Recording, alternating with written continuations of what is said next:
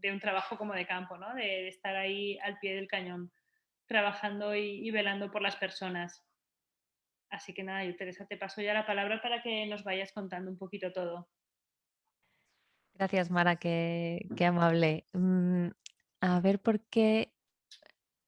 Bueno, como dijo Mara, me llamo Teresa y trabajo en la Organización Mundial contra la Tortura, que es una organización internacional que tiene 3 sedes en realidad en Ginebra, pero yo estoy basada en Bruselas y trabajamos con todo lo que tiene que ver con la lucha contra la tortura, desapariciones forzadas, ejecuciones extrajudiciales, vulneraciones muy graves de derechos humanos y también la protección a personas defensoras de derechos humanos, a quienes defienden los derechos humanos. Y hasta hace 2 años que llegué a la OMCT, trabajé en una organización que se llama Women's Link Worldwide, donde trabaja mucho, como su propio nombre indica, pese a mi mal acento, en inglés, el tema de los derechos de las mujeres, ¿no? Entonces, en distintos ámbitos, incluidas la migración. Así que un poco con ambos, con la experiencia pasada y con mi nuevo sombrero como asesora de derechos humanos en la OMCT, pues la idea de hoy es hablar un poquito de género, pero de migraciones, pero desde la perspectiva de género y dentro del amplio espectro que incluye el género. En concreto me voy a centrar en las mujeres porque es lo que más he trabajado, no por ninguna otra razón más que esa. Eh, a ver, perdón, que estoy un poco torpe con las diapositivas. Y bueno, para empezar, estaba buscando un poquito ayer, mientras preparaba esta presentación, estaba buscando algunas noticias sobre la situación, lo que ha pasado en los últimos meses, que en realidad vosotras y vosotros lo sabéis mejor que yo, la situación en Canarias. Y justo estaba leyendo un artículo donde se entrevistaba a una activista de derechos humanos, Elena Maleno, que es amiga y aparte de ser una gran profesional, ¿no? Entonces creo que es muy importante que miremos a la migración y es lo que intentaré también con esta presentación desde un enfoque de derechos humanos, no desde, desde otros enfoques que también hablaremos en eso a continuación. Entonces, por ejemplo, los datos en sí del año pasado son demoledores, ¿no? Más de 2.100 migrantes que han fallecido en el mar, eso son un 143% más que en años posteriores y el 85% en la ruta hacia Canarias. La ruta hacia Canarias en realidad es una de las más peligrosas que hay por las condiciones del mar, etcétera. Por eso no era la más utilizada, a lo mejor se privilegiaban otras, pero por la propia política de la Unión Europea migratoria y todos los bloqueos en rutas más tradicionales han aumentado pues la ruta de Libia, la ruta de Canarias, que lo que hacen es poner a muchas personas en riesgo de muerte, ¿no? Como es el caso con estos datos que tenemos. De hecho, dicen ahí que decían en la noticia del periódico que el 96% no pudieron ser rescatados, o sea que el mar se ha convertido en un gran cementerio, como ya era el mar Mediterráneo, pues ahora hemos cambiado un poco también al océano Atlántico y podemos pensar también eso qué implicaciones tiene de por sí la tragedia de que haya personas que se están muriendo en el mar, pero también para sus familiares, ¿no? Que nunca van a saber o nunca van a poder recuperar el cuerpo de sus familiares o saber dónde están y ni darles un entierro digno conforme a cual sea su religión, si es que la tienen o cómo entiendan pues la manera de hacer el duelo por sus familiares. Entonces son cifras que, que desde el punto de vista humano nos deberían hacer reaccionar un poco, ¿no? Y no verlo de esta manera que se está viendo también y que se escucha mucho y que los estados potencian esas políticas del miedo, utilizando palabras como una avalancha de migrantes que llegan, etcétera.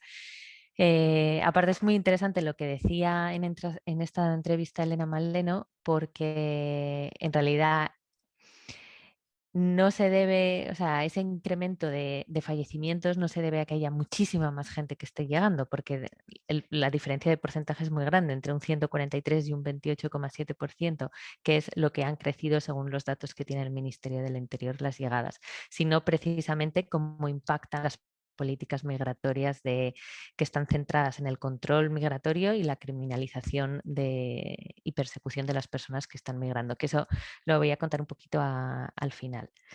Entonces esto, o sea, lo pongo porque quería como un poco remarcar que debemos centrarnos en ese enfoque, ¿no?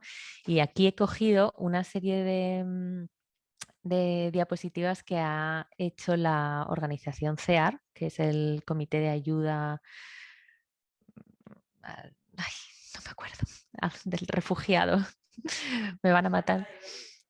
Me van a matar por no saber su nombre.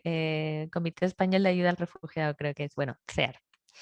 Entonces esto hizo esta campaña que me pareció que está muy bien sobre los mitos, ¿no? Al menos yo con muchos familiares conocidos que tengo que no trabajan en el campo de los derechos humanos, muchos de estos mitos que llegan a la prensa y que yo creo que las propias autoridades potencian, o sea, se los creen todos. Entonces, cuando lo he visto, he dicho, bueno, como vamos a hablar un poquito de estereotipos de género, empezar con estos prejuicios sobre las personas migrantes. Este, por ejemplo, es el de que las personas no son ilegales, ¿no? Que no tengas una autorización para residir en un país nunca es un delito. No puedes decir que una persona es ilegal, sino que pues, es una irregularidad administrativa.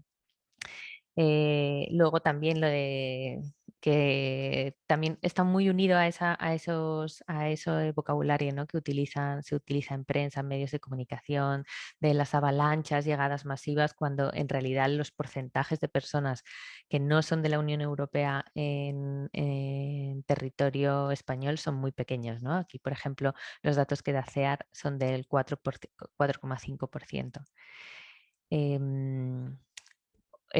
Cada uno de estos prejuicios daría para una charla entera, pero bueno, por ejemplo, este también trae muchas discusiones, ¿no? Sobre la gente puede seguir manteniendo su cultura, identidad, aunque llega a un país nuevo y se enfrenta a distintas, o sea, a todos los retos que supone llegar a un país que no conoces, etcétera, pues eso no quita que no puedas seguir, que tengas ya que abandonar toda tu identidad y cultura. Em, en realidad, este está muy unido al anterior de cuánta gente llega y estas avalanchas de migración. En realidad hay más gente que se va que gente que llega. Así que eh, si le das la vuelta, tenemos más necesidad de que venga más gente todavía para económicamente poder sostener el sistema de pensiones, etcétera. O sea que ni siquiera este argumento del número de personas es otro prejuicio, pero que se vende muy bien en medios de comunicación, etcétera. La llegada parece que también por cómo se vende, parece que la frontera sur, el número de personas que mueren efectivamente es muy alto, pero si lo ves en proporción con el número de personas migrantes y refugiadas que llegan a la Unión Europea, el porcentaje es muy pequeño, es un 0,4% de las personas. Eso sí, en números, el número de muertes y sobre todo lo que está pasando en las fronteras, que es denegarles la atención o denegarles, no salvarles cuando se podría tener, cuando se están hundiendo las pateras, pues eso sí que los números son tremendos. Pues tener en cuenta también todo el tema del terrorismo. Este también me ha tocado escucharlo muchas veces de las personas migrantes son terroristas y esto se une también a todos dependiendo de dónde vengas, también se te asocia directamente con una persona terrorista, ¿no? Entonces no vincular refugiados con terrorismos porque eso fomenta el racismo y la xenofobia. Y tener en cuenta, por ejemplo, que esto sí que tiene un aspecto de género importante, que en su gran mayoría, pero no exclusivamente, hay muchas mujeres y niñas que son durante o bien inician sus trayectos migratorios ya dentro de una red de trata por distintos fines y muchas veces con fines de explotación sexual, o durante durante el trayecto migratorio terminan en esa situación. Entonces, hay muchos niños también en temas de explotación laboral, sobre todo para paso de drogas, etcétera, ¿no? Entonces, eh, ver un poco la mochila de lo que hay detrás de las personas que se mueven. Y bueno, entrando ya en materia, no hay una definición exacta de persona migrante, ¿no? De un migrante. Hay distintas definiciones. El Europeo de Migración tiene una que os pongo ahí, que dice que el término se refiere a, según cada contexto, a los inmigrantes, migrantes que regresan, inmigrantes, refugiados, personas desplazadas y personas de origen inmigrante u otros miembros de minorías étnicas que se han creado a partir de la migración. La OIM también tiene su propia definición de... La OIM es la Organización Internacional de la Migración y tiene también su propia definición. Hay un poco de ruido fuera, espero que no lo estéis escuchando. Pero bueno, ¿no? ¿Está bien? Vale, vale, es que Se oye bien, Teresa. se oye bien, me alegro. Bueno, y la OIM que cubre, la definición de la OIM cubre todos los casos en que la decisión de emigrar es tomada libremente por la persona interesada por razones de conveniencia personal, sin la intervención de un factor forzado externo, como por ejemplo, pues las personas que son tratadas con fines de explotación sexual, laboral, etcétera. Y ACNUR, que es la Agencia de las Naciones Unidas para las Personas Refugiadas, ahí ya hace la diferencia. No aplica a todas las personas migrantes, pero sí a las personas refugiadas, que son las que inician su proceso de movilidad humana en respuesta a una grave amenaza contra su vida y su libertad en su país de origen. Entonces, para empezar a incluir el por qué, o sea, me gustaría que hablásemos un poquito de por qué la migración no es neutra al género. Por qué es necesario aplicar las gafas moradas que llaman de las gafas de género cuando estás mirando la migración, porque si no hay un montón de cosas que se te van a caer. Y eso pasa mucho en el marco de los derechos humanos. Se ha construido en realidad a partir de ese concepto del yo genérico masculino, que generalmente aparte es blanco, heterosexual, heteronormativo, ¿no? Entonces, se ha creado como una caja en la que todas las realidades diversas que están fuera, todas las personas que no encajan en esa cajita, muchas veces pues se quedan fuera del marco de protección, ¿no? Hay que interpretarlo de manera inclusiva y por eso es tan importante ese enfoque de género. No sé cuánto sabéis o no sabéis de estos términos, pero bueno, la definición de sexo-género ha sido un poco... Últimamente es un debate interesante también. He visto desde Bélgica que al menos en España se está debatiendo mucho y hay distintas corrientes del feminismo que unas apoyan la categoría de mujeres, solamente las mujeres con órganos sexuales femeninos, otras personas que hay muchas discusiones respecto a la transfobia, etcétera. Pero bueno, en mi entendimiento, una mujer es cualquier persona que se identifique, cuya identidad de género se corresponda con la de la mujer, independientemente de su orientación sexual e independientemente de su sexo biológico. Pero bueno, esa es mi opinión personal. Lo que sí es interesante es utilizar el género. Al principio, desde Simone de Beauvoir, cuando empezó a hablar de estos temas, ella diferenciaba sexo, lo biológico, todo con lo que has nacido, y género, toda la construcción social que hay detrás de si eres mujer tienes que hacer A, B, C, tienes que ser A, B, C.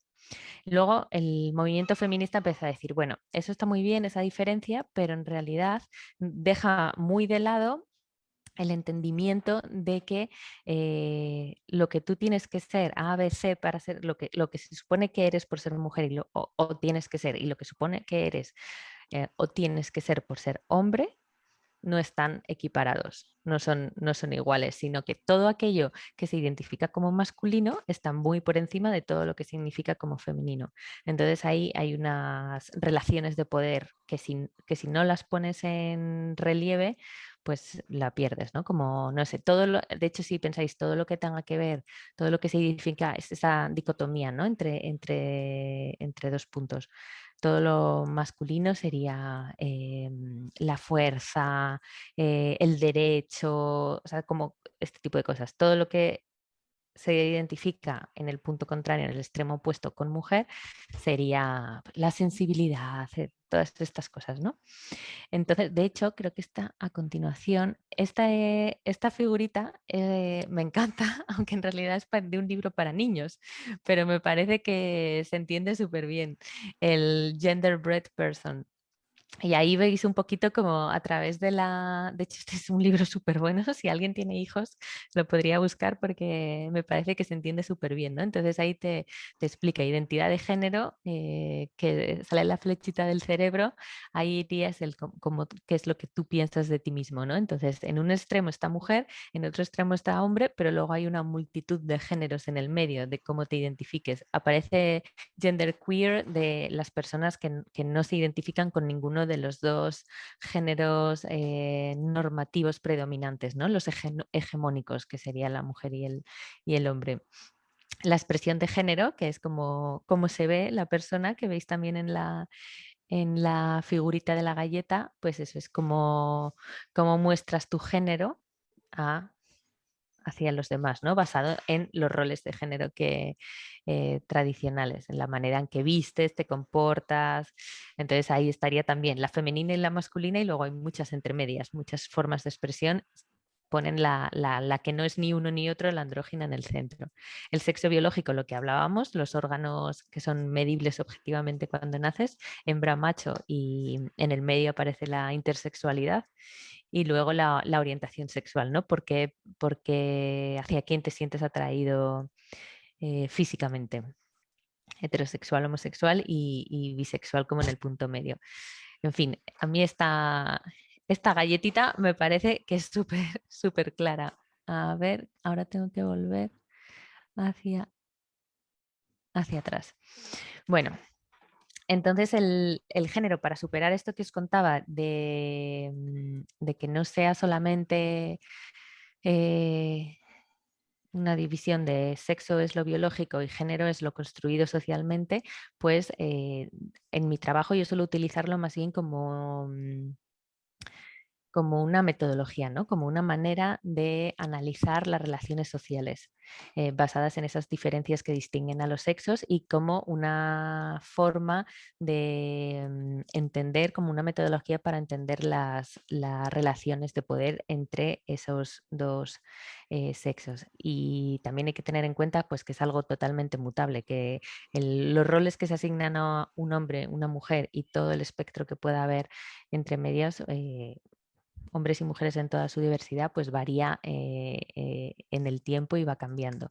Y esto está muy ligado, obviamente, con los estereotipos, que es esa visión generalizada de qué atributos y características tiene un miembro de un grupo en particular y los roles que tiene que cumplir. Y entonces ya da igual si tú tienes o no tales atributos, porque como perteneces a ese grupo, pues ya se te va a la vara con la que se te va a analizar es esa.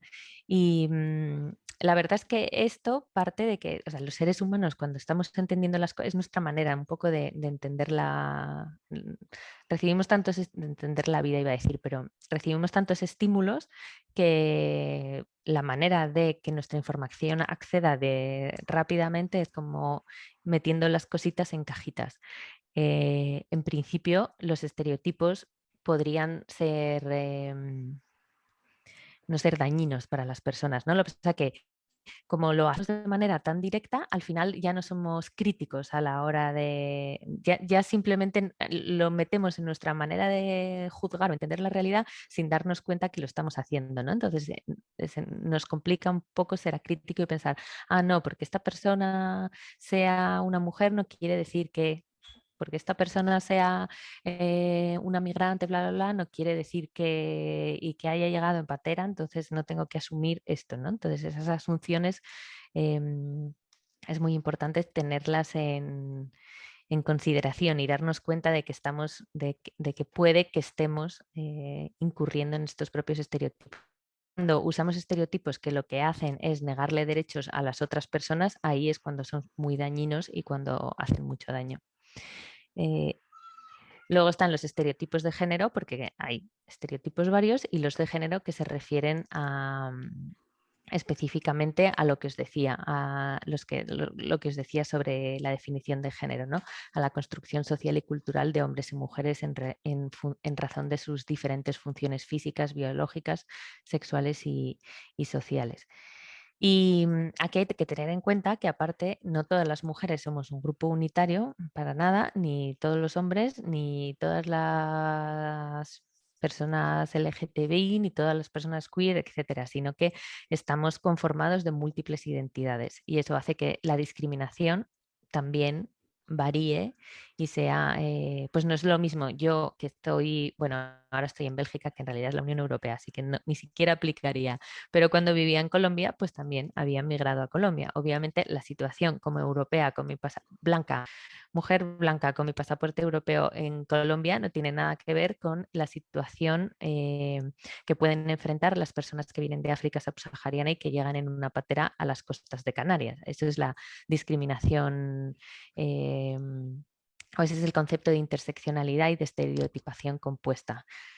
Ahí no solamente está el género en juego, sino también pues, la etnia, la raza, la religión, la edad, la orientación sexual, todas esas identidades que conforman una persona se unen y hacen que la forma en que es discriminada o en la forma en la que es vista por el resto de personas sea muchísimo más compleja. Entonces, un enfoque de género en realidad te tendría que permitir ver todos estos, es como un enfoque transversal, ¿no? Para ver, no, pues esta persona eh, es una mujer de África subsahariana, negra, pobre, que ha llegado en patera, bueno, pues entonces eso significa que se la va, o sea, cuál es la experiencia que va a vivir a veces. Entonces, te permite, ¿no? Como entender la situación específica de vulnerabilidad que pueden enfrentar las personas según todos estos puntos. Em, entonces, así como decía, la migración por todos estos puntos no es neutral género. Las mujeres cuando migran lo hacen por muchas razones que tienen que ver con esas nociones construidas de cuáles tienen que ser sus roles. También es verdad que muchas académicas, sobre todo desde el feminismo, cuando empezaron a estudiar los movimientos de movilidad humana, la migración, empezaron a hacerse esa pregunta de, bueno, pero las mujeres, la migración es algo empoderador o no empoderador para ellas. O sea, no tiene por qué ser siempre algo malo, ¿no? También hay una tendencia a recurrir mucho como al victimismo de, ay, pobrecita, ¿no? Muchas veces la migración, si estás acá escapando de una situación de violencia intrafamiliar machista en pareja, si estás escapando de una sociedad en sí misma profundamente patriarcal, donde no puedes estudiar o donde no tienes acceso a un trabajo, etcétera, pues puede ser muy empoderador para la persona que sale en ese, pues que inicia un proyecto migratorio. Pero también es verdad que trae más riesgos dependiendo de la forma en la que estés migrando, ¿no? Sobre todo si es en situación administrativa irregular, si no tienes papeles, si no lo estás haciendo, si no puedes hacerlo dentro de un proceso de migración. Me acuerdo, por ejemplo, bueno, lo que decía antes de las víctimas de trata, o incluso caer en una red de explotación sexual, todo este tipo de cosas. Em, y un ejemplo, cuando vivía en Colombia, la frontera con Venezuela, que estaban llegando todas las personas que salían, era un ejemplo súper claro. La situación de las mujeres, aparte de compartir muchos rasgos con la migración de otros hombres, tenía como muchas particularidades. Por ejemplo, todo lo que tenga que ver con derechos sexuales y reproductivos. Como no había anticonceptivos y quedaban en situación de si estaban embarazadas o no querían quedarse embarazadas, pero terminaban quedándose embarazadas muchas veces por ser objeto de violación sexual durante el camino, porque son lugares inseguros, muchas veces ni siquiera las autoridades eran quien protegían a las personas, ¿no? Las autoridades de frontera, con ese enfoque que ahora os contaré de todo en la criminalización o en el control migratorio, muchas veces eran más sujetos provocaban más inseguridad que otra cosa. em, o incluso la falta de acceso a medicamentos especiales, las mujeres que viajaban con niños. Una cosa que me impresionó mucho, por ejemplo, era que justo en la frontera, cuando llegaban a Colombia, todas las mujeres súper jóvenes tenían ya 4 o 5 hijos y todas decían, no, yo lo que quiero es que me esterilicen porque ya no quiero tener más hijos y no puedo más con esto y como total no tengo dónde vivir, voy a estar en la calle, pues no sé si me va a pasar algo, no quiero volver a quedarme embarazada, que era como una persona mujer de 24 años o 20 años diciéndote eso era muy fuerte, ¿no? Luego, por ejemplo, los hombres tenían otras dificultades específicas. Muchas. Colombia todavía hay muchos grupos armados que siguen, tanto las FARC disidentes como otros grupos armados, entonces mucha gente era reclutada, muchos hombres eran reclutados de manera forzada como soldados y muchas mujeres más bien como objetos sexuales para instrumentalizar sus cuerpos. Así que o sea, es muy importante tener en cuenta todas esas cosas a la hora a la hora de que el Estado establezca sus medidas de protección frente a esas personas, ¿no? Incluso, luego lo veremos un poquito, pero yo ya me estoy adelantando a todo. Si el refugio, a la hora de darle refugio a una persona, si solo entiendes el temor y la persecución a la hora de decidir si esa persona merece o no el estatuto, si solo te centras en el sufrimiento característico que pueden sufrir los hombres, todos estos temas que tengan que ver con su salud sexual y reproductiva, no los va a ser como cosas aleatorias, no te van a servir para decir si esta persona de verdad tiene un temor fundado a volver a su país y le vamos a dar el estatuto. Por eso es muy importante entender las políticas migratorias, el marco de derechos humanos desde una perspectiva o desde un enfoque de género y desde un enfoque de derechos humanos.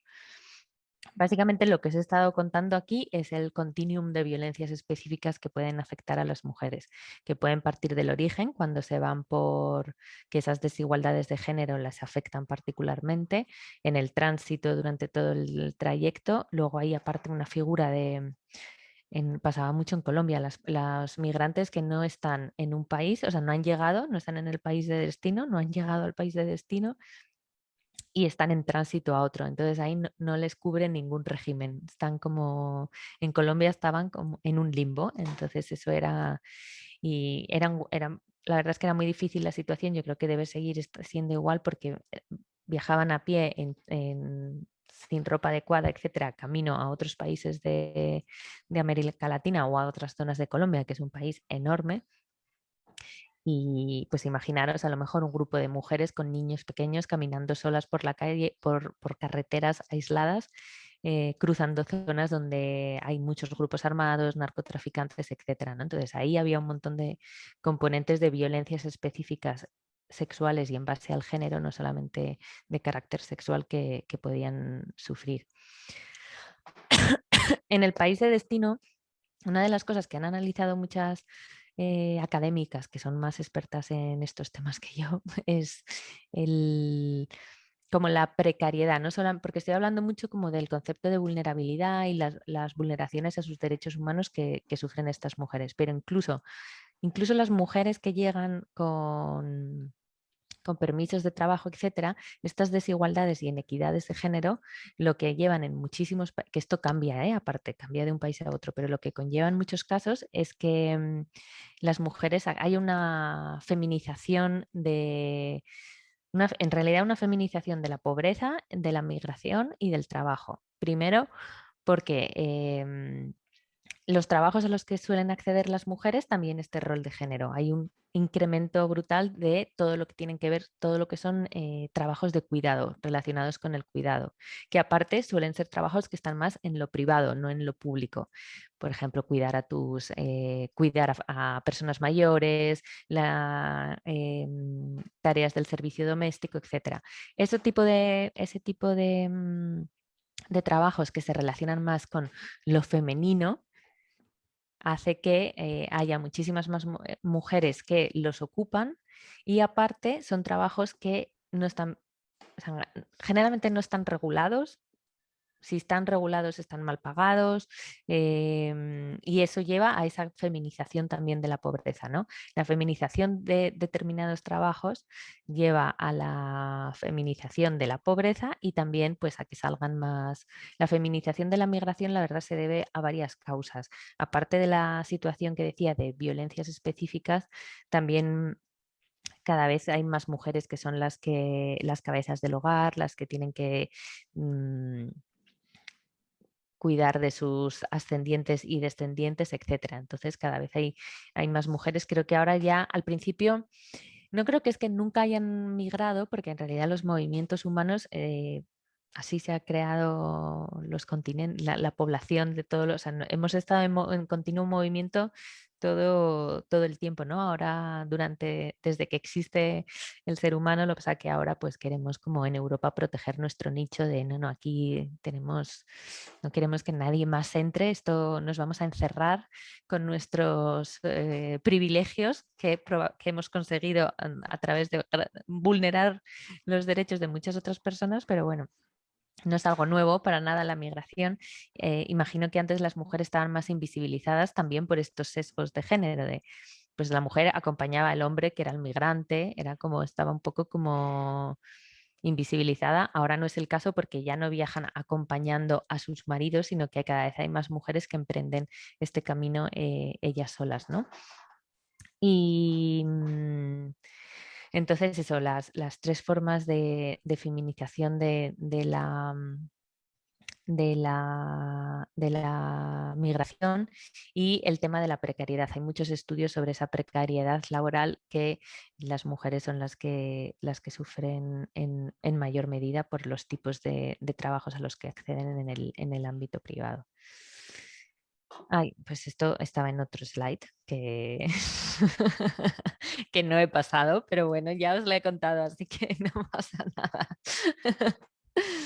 Em, bueno, aquí tenía un vídeo, de hecho, que se lo he pasado a Mara, pero es un vídeo de un caso que trabajé cuando estaba en la otra organización que os dije, Women's Link, que tiene sede en Madrid.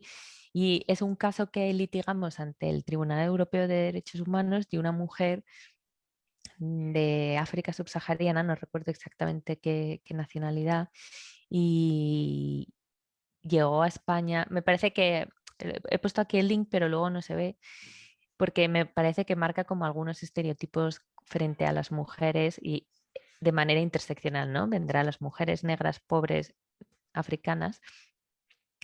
Y es un caso que estuvo, pues era bastante difícil. Era una mujer que ella entró en una patera. Primero entró su hijo con su hermana a Melilla y ella llegó a Andalucía en otra patera. Y ella dijo, pues es que mi hijo está en Melilla, o sea, no está conmigo, mi hijo está en Melilla, por favor, quiero estar con mi hijo, bla, bla. Y las autoridades directamente no la creyeron de, uy, si fuese tu hijo habrías estado con él, ¿por qué se lo dejas a otra persona? Estos estereotipos aparte súper eurocéntrico, ¿no? El concepto de maternidad es nuestro concepto de la maternidad. Si en otras culturas es un proceso mucho más colectivo, donde no hay ningún problema de si tu hermana es una más y también se encarga de los cuidados y no hay ningún problema en que no, o sea, de que sea ella, no sería para nada extraño que sea ella la que ha entrado primero con el niño. Ella estaba enferma, o sea, Humo contaba que ella estaba enferma, entonces que a la primera oportunidad que salió un barco, pues se fueron los otros dos y ella se fue más tarde para reunirse con ellos, pero pues acabó en otro lugar de España. Entonces, creo que estuvieron casi 6 o 7 meses separados. No les querían, ella tenía todas las pruebas de que eran madre e hijo, pero no tenía las pruebas documentales que podría requerir las autoridades, que tampoco tuvieron a bien hacer una prueba de ADN. Entonces ahí estuvimos durante bastante tiempo dando vueltas y no sé si lo es cortito, ¿eh? Creo que son 4 minutos máximo. Si quieres, Mara, Vale. y tengo que poner stop, ¿no? A la No, presentación. creo que puedo compartir yo. Voy a...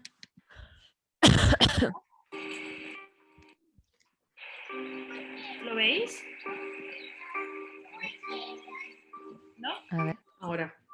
Ahora sí.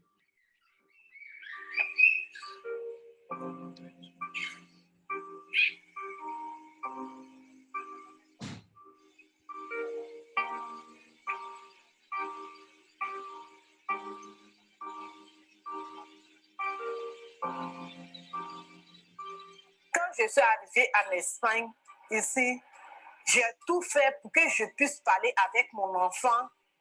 Les gens de Melilla, ils ont refusé pour que je puisse parler avec mon enfant. Donc, j'ai besoin de mon enfant. Ce n'est pas du tout facile qu'on arrache un enfant comme ça à sa mère. Ça fait bientôt 6 mois. On va rentrer dans 6e mois. Je n'ai pas encore parlé avec mon enfant. Ça me fait très, très mal. On a fait test d'ADN, on a tout fait.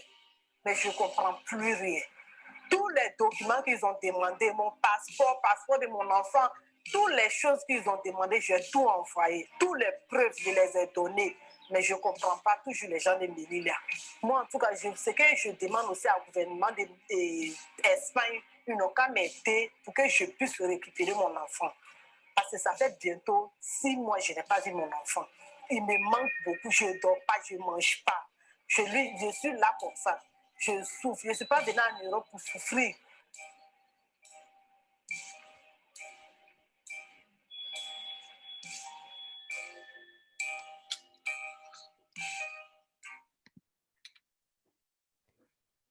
Bueno, este vídeo es iba a decir 1997.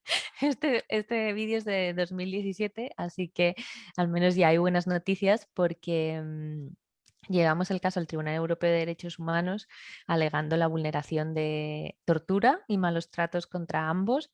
Aparte había partes muy complicadas porque al niño que no habla español, o sea, cuando era un bebé, tenía 2 años o 3 años, creo, estaba olvidando el francés y solo hablaba español. Cuando por fin les reunificaron, no podía hablar con su hijo porque no la entendía. O sea, como cosas eh, pues muy complejas, pero bueno, ya están juntos y viven en Francia, todo donde había más con la hermana y con otros miembros de su familia que estaban en Francia, así que todo está bien. Pero ahí voy a volver a compartir esta cosa. Pero bueno, es un ejemplo para la última parte de la presentación, que aparte, no sé si alguien quiere hacer algún comentario, porque estoy soltando un rollo sin parar solamente yo, pero si alguien quiere hacer alguna pregunta o cortarme, por favor que levante la mano o que haga señas con las manos Podéis y no hay habilitar problema. los micrófonos vosotras mismas, ¿eh? No os tengo bloqueadas, por lo cual si queréis hablar, activáis vuestro micro y podéis hacerle cualquier pregunta o comentario. Sí, o sea, cortarme sin ningún problema. Pero bueno, con este caso quería entrar a la última parte, que es como el marco de derechos, ¿no? El marco de derechos que protegen la migración. Eh, Esta parte sería muy tediosa si hablásemos de todos, así que no os preocupéis que no lo voy a hacer y aparte sería muy larga. Pero bueno, lo más importante es que las personas migrantes, como son personas, tienen reconocidos todos sus derechos, al menos en la teoría. Y hay un marco normativo muy extenso porque es el mismo que aplica a cualquier otra persona que no sea migrante. O sea, todas las convenciones que existen, básicamente como los que sean de utilidad en España está como el Sistema de Naciones Unidas, la Declaración Universal de Derechos Humanos, la Convención Universal de Derechos Humanos. El Tribunal Europeo de Derechos Humanos depende aplica la Convención Europea de Derechos Humanos, es nuestro sistema regional protector de derechos, que es con el que estuvimos en comunicación y al que presentamos el caso de Humo del vídeo que os he pasado. Y luego hay otros marcos regionales, por ejemplo, está en América Latina, es súper potente, es uno de los mejores, también en el sistema africano, pero está un poco más suave. Luego está el marco de la Unión Europea, que también tiene, tiene un marco de derechos humanos que no sé si que no lo aplican muy bien en el caso de la migración porque no funciona muy bien. Y luego, pues, la normativa nacional, ¿no? Entonces, tratados específicos, que ahí os pongo el artículo 13 y 14 de la Declaración Universal de Derechos Humanos, por ejemplo, ese es el garantiza el derecho de toda persona a salir de su territorio o de el estado del que es nacional y a volver al mismo. Lo que no se reconoce todavía es el derecho a elegir tu país de residencia. Eso ya sí que es potestad de los estados regular su marco migratorio. Luego están todos los tratados generales, esos son como específicos que tienen puntos específicos respecto a la migración. Luego está hay una convención sobre migrantes, ¿cómo se dice? Con permiso de trabajo. Y, por ejemplo, es una declaración que no es que tenga un marco de derechos novedoso que se inventa derechos que antes no existían para las personas migrantes, ¿no? O sea, recoge el resto de derechos normales para garantizar que una persona sea tratada dignamente cuando está trabajando en otro país. Y creo que de la Unión Europea lo tenía en mis notas, pero no puedo ver mis notas con la presentación puesta, pero de la Unión Europea creo que había 3 o 4 países que la han firmado y en total en el mundo como 40. O sea, ahí se ve un poco como el interés de los estados pues, o el no interés, sería mejor dicho, de los estados. Esto es lo que os hablaba antes de los enfoques, ¿no? Hay un enfoque muy fuerte pese a que existe todo este marco en la teoría, todo este marco de derechos humanos no se aplica en la práctica, a nivel nacional y en el caso de Europa en particular, a nivel regional, pues tampoco, ¿no? Lo que hacen, los enfoques que priman es el de la criminalización, de entender, no sé, promulgación de leyes que criminalizan el hecho de ser persona migrante, ¿no? Que ponen obstáculos, que intentan como poner obstáculos para que las personas no migren. Un enfoque claro de securitario, que se ve mucho también en la política migratoria española y del control migratorio, ¿no? Todo eso no debe, cuando lo que debería privar es esta concepción de este enfoque de derechos humanos. Por ejemplo, la filósofa Hannah Arendt decía que hablaba del derecho a tener derechos, porque el problema es que ahora mismo los derechos están asociados al concepto de ciudadanía. En tanto eres ciudadano, tú tienes derechos, no en tanto eres persona. En muchos países. Entonces eso crea unas dinámicas muy complejas, ¿no? Y en el caso de la extranjería hace hasta graduaciones. Si eres si eres migrante comunitario, por ejemplo, a nivel europeo, comunitario o no comunitario, persona migrante en situación administrativa regular o irregular. Ahí como te va haciendo tu gradación y conforme a qué casilla entres, tienes más derechos o tienes menos derechos. Y ese es un reto pendiente tanto del derecho internacional de los derechos humanos, pasar más de la teoría a la práctica pues no sé muy bien, la verdad no tengo la respuesta a cómo se haría, ¿no? Pero está muy centrado en el Estado ciudadanía. O sea, en ese concepto de hecho, son los estados los responsables de garantizar los derechos humanos, pero eso sería un reto para avanzar en la asistencia que se da a las personas migrantes. Y este tema, por ejemplo, de la securitización lo vemos en no sé, las vallas cada vez más altas, la situación de los CIES por ejemplo, ahora en Canarias va a haber casi un centro en cada una de las islas, están construyendo más. Vi que había salido una decisión hace poco de un juez y un caso, de hecho vi el Twitter de una fotografía de una señora que acompañó a un chico que había llegado en patera a la península porque en realidad, si tú llegas y pides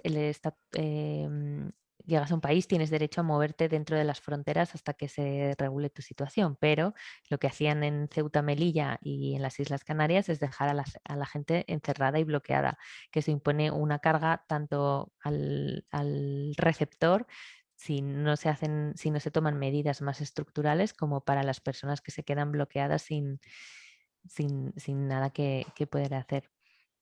Este tema lo estamos trabajando mucho porque está unido a este enfoque de criminalización, tiene otro aspecto importante, que es en la criminalización de la solidaridad. Hay no es un relator, es un experto de Naciones Unidas sobre el derecho a la solidaridad. Y parte de esta criminalización, de este enfoque criminal que os decía, ha llevado a que se criminalice también el trabajo humanitario y la solidaridad con las personas que migran.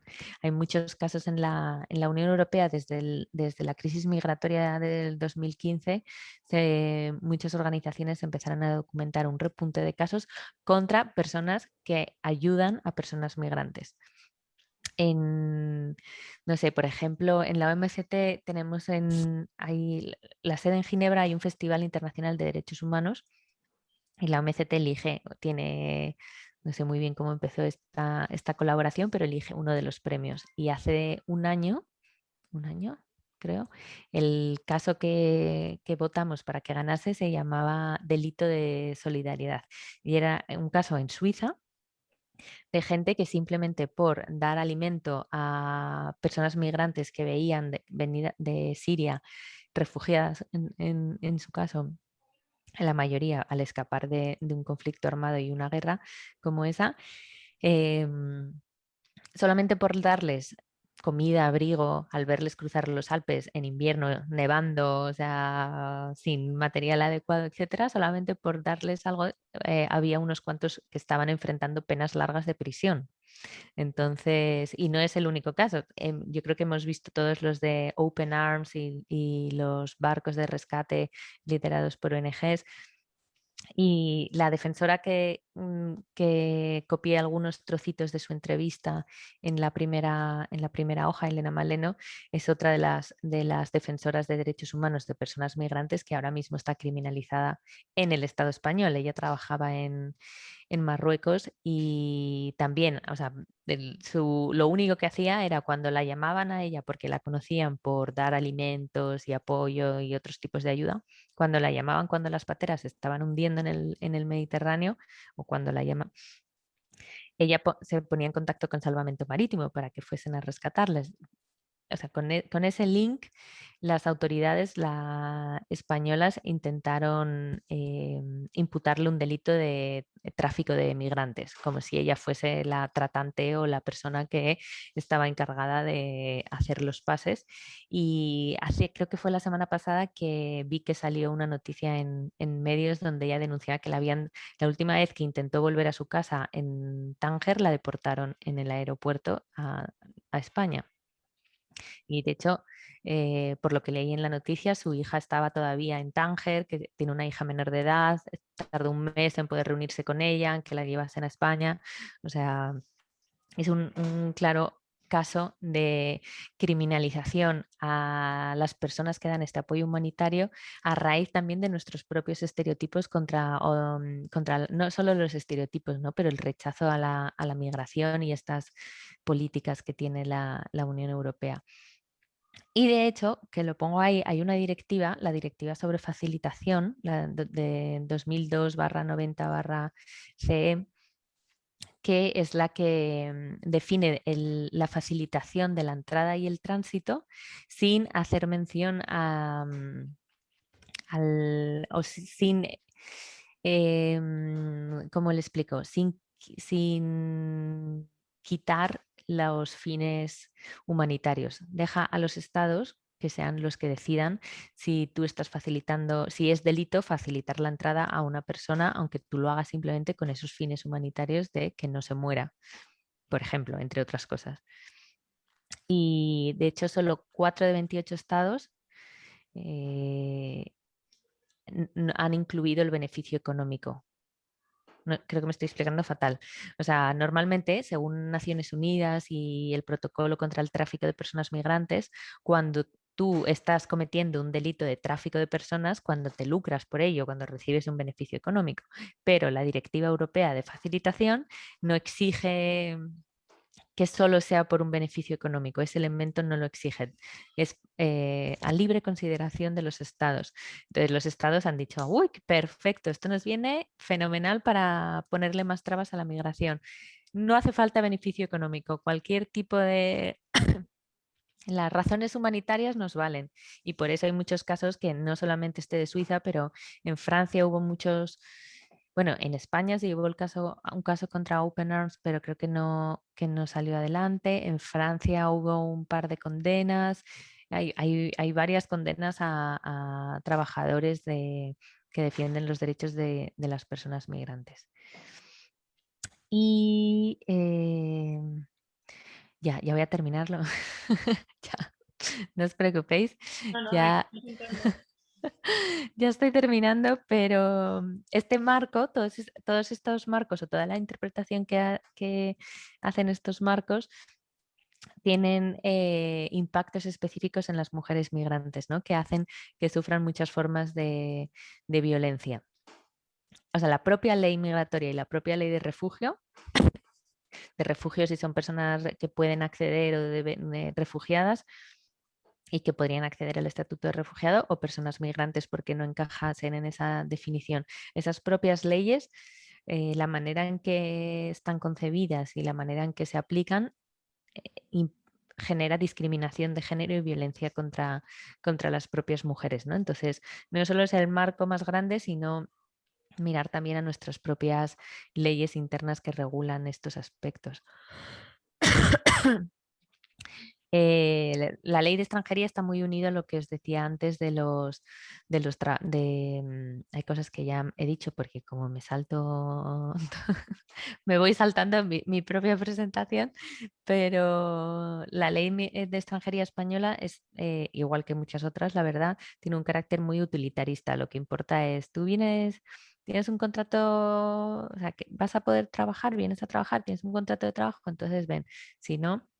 Aunque tengo que decir que, por ejemplo, en el sur en Andalucía, todo el tema de la agricultura, hay unos contratos temporales con los temporeros, temporeras, que son terribles. Muchos de ellos son discriminatorios, sobre todo con Marruecos, porque es como, sí, que vengan 3 meses a trabajar, pero que firmen que se van a ir y les expulsamos, a que no se quede nadie y que entonces solo vengan el acuerdo firmado entre Marruecos y España incluida que sean mujeres que tengan hijos pequeños que estén en Marruecos, que se hayan quedado en Marruecos, o sea, como unas condiciones para conseguir el trabajo totalmente discriminatorias, porque lo que les interesa es que no se quede ninguna aquí, ¿no? Como que vuelvan todas, eso sí. Mientras están trabajando en muchos de estos campos, sobre todo de frutas rojas, creo que salieron varias noticias sobre ese tema y hay un programa de Jordi Évole que también habla de esta situación. Las condiciones de trabajo son terribles, totalmente explotadoras y aparte, en muchos casos de las mujeres ha habido muchas denuncias que se han quedado en nada por esas propias relaciones de poder, porque son mujeres migrantes muy pobres, muchas de ellas ni siquiera hablan castellano, de abusos sexuales, fiestas sexuales en las fincas, hasta etcétera. Entonces, bueno, esto para hablar del carácter utilitarista y el tema que os dije antes de la división sexual del trabajo, ¿no? La asignación de cómo se reproduce esa división sexual del trabajo, infravalorando los puestos a los que acceden las mujeres. Porque otro tema es como, o sea, puedes verlo como, bueno, las mujeres hacen trabajos más relativos al cuidado. No tiene por qué ser malo que a lo mejor las mujeres hagan más de este tipo de trabajos. Lo que sobre todo es malo es que a esos trabajos no se les dé la importancia que tienen, no tengan reconocimiento social, no tengan ni reconocimiento social ni reconocimiento por la ley, estén mal remunerados, mal pagados y eso sí que es un problema grave.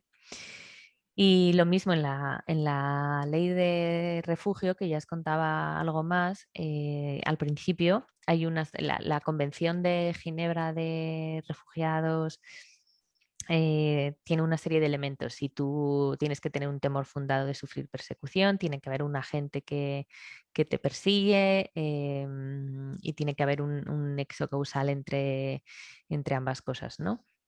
Y en el caso de las mujeres, por ejemplo, esta definición, igual que pues como estamos en un mundo que desafortunadamente todavía es muy androcéntrico y muy patriarcal, pues se entiende mucho esa definición en base a experiencias masculinas, ¿no? Como el líder político de la oposición que tiene que huir porque están siendo amenazado por un régimen opresor y entonces él sale pero las experiencias de muchas mujeres que son específicas asociadas a su rol de género en una determinada sociedad en un momento concreto al ser mujeres, no entran como, eso no es sufrimiento, eso es normal, que tú no puedas, no sé, que tú no puedas acceder a un trabajo ni a independencia económica, ni puedas salir de tu casa y te obliguen a casarte a los tantos años y eso no es nada. Entonces, esto también es por el cómo es importante también aplicar la perspectiva de género en las leyes de refugio. Y hay varias. La Oficina de Naciones Unidas de Personas Refugiadas es ACNUR, que yo creo que conocemos todo el mundo, aunque sea porque siempre están en la calle también, y que hacen muy buen trabajo y tienen muchas directrices donde explican o interpretan esta convención en términos de género, que están muy bien, y explican cómo, porque la trata de seres humanos puede ser, si una persona tiene riesgo a ser tratada, es un temor fundado para solicitar asilo, la violencia doméstica, la violencia intrafamiliar son motivos fundados para salir de tu país y buscar el estatuto de refugiados en otros países. Entonces, pues nada, ahí están. Si hay algo de lo que he dicho que os interesa más y queréis más material o algo de información, yo podría pasárselo a Mara sin ningún problema. Y nada, yo creo que es como hay cosas como desde lo macro que es difícil que hagamos, habría que cambiar de manera estructural muchas estructuras, valga la redundancia, que vulneran derechos humanos de las personas migrantes y de las mujeres y niñas en particular, pero desde nuestra posición como en lo más local y en lo más micro, sí podemos ir viendo como esos estereotipos que quizás reproducimos, ser conscientes de esos estereotipos, cambiarlos, cambiar nuestra manera de hablar, ser más conscientes de lo que pasa y así no ir como promoviendo esa bolita de nieve que cada vez va creciendo y creciendo. Y nada, ese es todo el rollo. Muchísimas gracias. Muchas gracias por la atención. Gracias a ti por lo que nos has contado y por todo el trabajo que desarrollas, ¿no? Porque nos has contado una pequeña parte. A mí en algunos momentos me ha conmovido, o sea, porque vivimos como un poco con una coraza puesta, igual porque si entramos nos haríamos tanto daño al ver esa realidad, pero claro, hay que actuar. A mí la diferencia que has hecho entre persona y ciudadano, la verdad es que ha sido como decir, joder, es verdad, nunca había caído en la cuenta que una cosa es que seas persona y otra cosa es que seas ciudadano. Ahí ya se te cortan un montón de derechos dependiendo en dónde estés, ¿no? Así que nada, muchísimas gracias, la verdad es que yo te lo agradezco un montón. Por ahora voy a intentar difundir el vídeo lo máximo posible porque ahora, así a corto plazo es lo único que tengo en mis manos, pero la verdad es que hay mucho por hacer. Gracias, Mara, muchas gracias. ¿Queréis decir algo más? ¿Queréis comentar algo?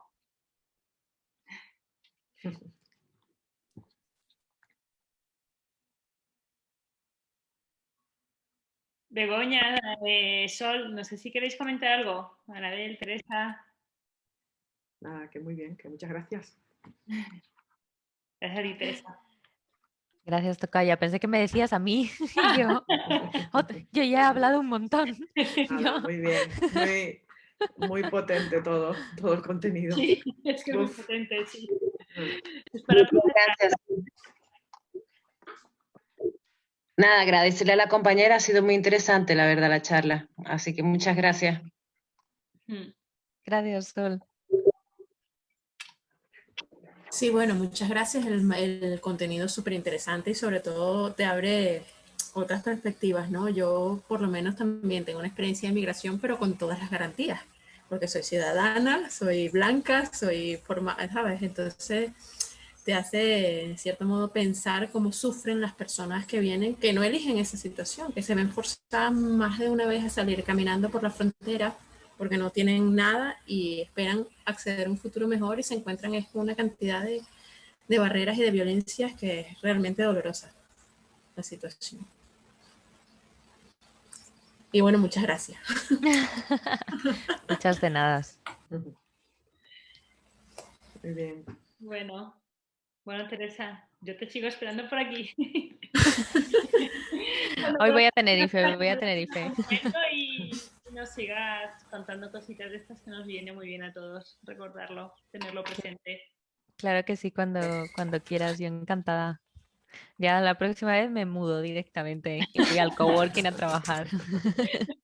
Yo Que me vine un esta par isla de es muy años y como bonita. dice Teresa, yo me Esta vine isla por un poquito y me quedé aquí. Así que sí, te puede pasar. no me extraña porque esta isla es súper bonita, la verdad. Mi amiga también con la que estoy aquí está como, estamos las dos como, pero no, ¿por qué nos que tenemos que ir? Quedémonos. Qué bueno. Pues ven cuando quieras. Bueno, Bueno, que pues tengáis muy buen día. lo mismo. Muchísimas Igualmente, gracias a los que disfruta. habéis participado y os enviaremos la conferencia, ¿vale? La dejaremos colgada en YouTube para que podáis acceder a ella y os pasaremos el enlace, ¿vale? Muy bien, Bueno, gracias. muchas gracias. Gracias. Teresa. Hasta luego, buen día. Chao. Chao, chao. Gracias, hasta luego. Hasta luego.